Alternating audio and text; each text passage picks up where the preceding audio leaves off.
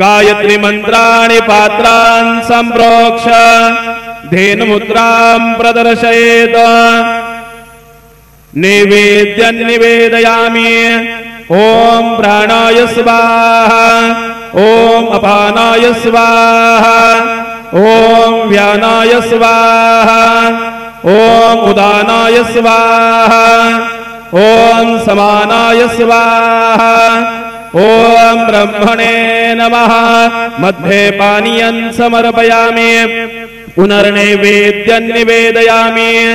ओम प्राणाय स्वाहा। ओम अपानाय स्वाहा।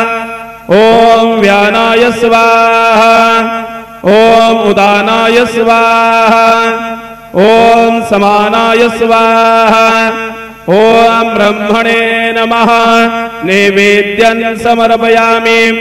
हस्त प्रक्षालनं समर्पयामि। मुख प्रक्षालनं समर्पयामि।